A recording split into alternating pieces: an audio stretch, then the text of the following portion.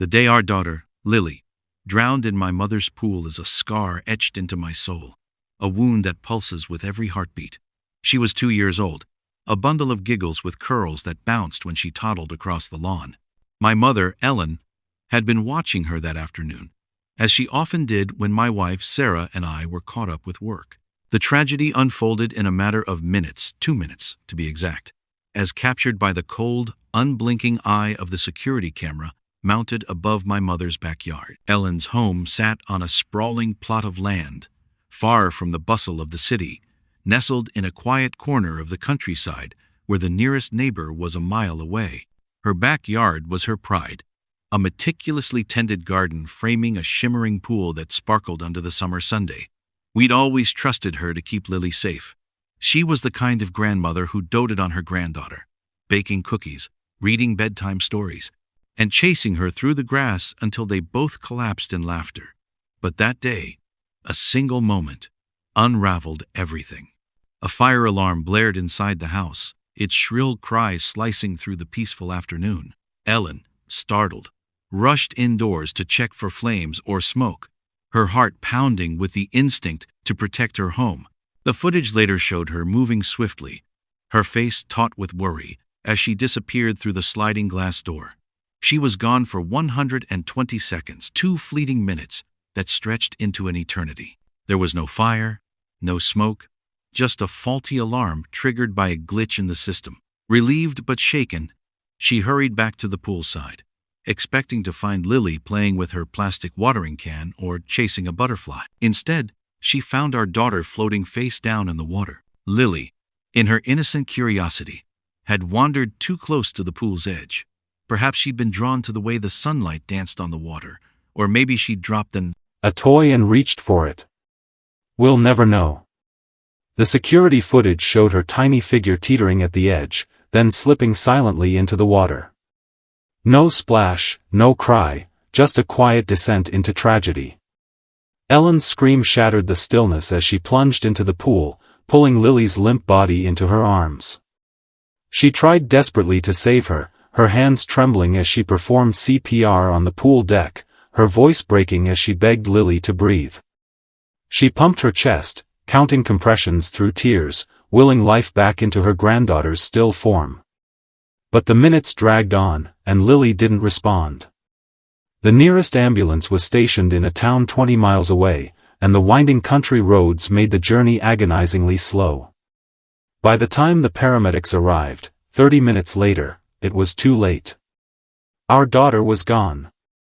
The days that followed were a blur of grief so heavy it felt like drowning in slow motion. Sarah and I clung to each other, our tears mingling as we sat in Lily's nursery, surrounded by her stuffed animals and the faint scent of her baby shampoo.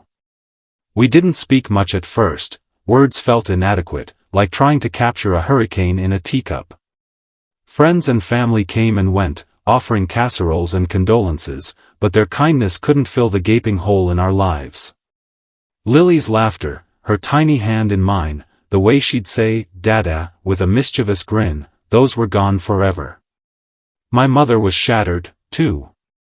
She blamed herself, replaying those 2 minutes in her mind like a broken record. She'd call me late at night, her voice thick with guilt, apologizing over and over until I begged her to stop. I didn't blame her, not fully. I knew she loved Lily with every fiber of her being. I knew she'd never have left her side if she hadn't thought there was a real emergency. But Sarah saw it differently. To her, those 2 minutes were a betrayal, a lapse in judgment that cost us our daughter. We started grief therapy 6 months after the accident, when the weight of our loss began to suffocate our marriage. The therapist's office was a small, softly lit room with a box of tissues on every table. We sat on opposite ends of a worn leather couch, Sarah clutching a tissue, me staring at the floor. The sessions were painful but necessary, like lancing a wound to let the poison out. We talked about Lily, about the milestones we'd never see, her first day of school, her first bike ride, her first love. We talked about the guilt that gnawed at us, the what-ifs that haunted our sleepless nights. One evening, during a particularly raw session, Sarah's voice trembled as she spoke. "I think it would help me heal if you stopped talking to your mom," she said, her eyes fixed on the tissue in her hands. The words hit me like a punch to the gut. I looked at her, searching for a sign that she didn't mean it, but her jaw was set, her gaze resolute. She wasn't just grieving, she was angry, angry at my mother, angry at the world, angry at the unfairness of it all. I tried to explain why I couldn't cut my mother out of my life. Ellen wasn't just my mom, she was the woman who'd raised me single-handedly after my father left when I was 5. She'd worked 2 jobs to keep us afloat, sacrificing her own dreams to give me a chance at mine. She'd been there for every scraped knee, every heartbreak, every triumph.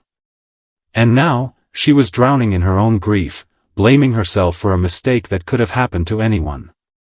Cutting her off felt like abandoning her when she needed me most. "I don't think she's to blame," I said softly, reaching for Sarah's hand.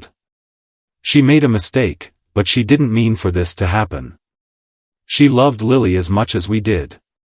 Sarah pulled her hand away, her eyes flashing with pain. "She left her alone, David. 2 minutes was all it took. How can you defend that?" The argument followed us home, simmering beneath the surface like a storm waiting to break. We tried to move forward, to focus on healing, but the rift between us grew. Sarah's grief hardened into resentment, while I wrestled with my own conflicting loyalties, to my wife, who was my partner in this unbearable loss, and to my mother, who was broken by it. Things came to a head one evening, nearly a year after Lily's death. I was in the living room, scrolling through an online store on my laptop, looking for a birthday gift for my mother. Her birthday was approaching, and I wanted to get her something thoughtful, a scarf, maybe, or a gardening book, something to remind her that life could still hold small joys. Sarah walked in, her arms crossed, and saw the screen. "Are you seriously buying her a gift?" she asked, her voice sharp with disbelief. I closed the laptop, my heart sinking. "It's her birthday, Sarah. I'm just trying to." "To what? Act like nothing happened?" Her voice rose, trembling with emotion. "She took our daughter from us, David. And you're out here shopping for her like it's just another day." I stood, trying to keep my voice calm. "She didn't take Lily from us. It was an accident, a horrible, tragic accident. She's suffering, too. She cries every time we talk. She hasn't forgiven herself." Sarah's eyes filled with tears, but her voice was cold. "I can't keep doing this. If you keep talking to her, if you keep acting like she's still part of our family, I'm done. I'll file for divorce." The word divorce hung in the air like a guillotine. I stared at her, my mind reeling. I understood her pain, God, I felt it too, every single day. But cutting off my mother wouldn't bring Lily back.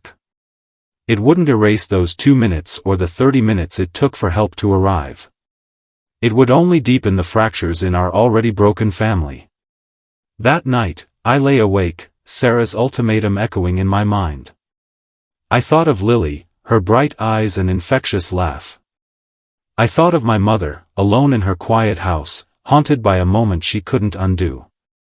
And I thought of Sarah, my partner in love and loss, who was slipping further away with every passing day.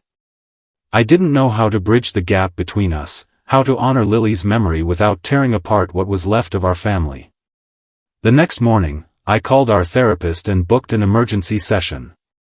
I didn't know if it would help, but I had to try. For Lily. For Sarah. For all of us. Don't forget to like, subscribe, and hit that bell icon so you never miss a twist. Stay tuned to Reddit Tales Times for your daily dose of drama, laughs, and unbelievable stories.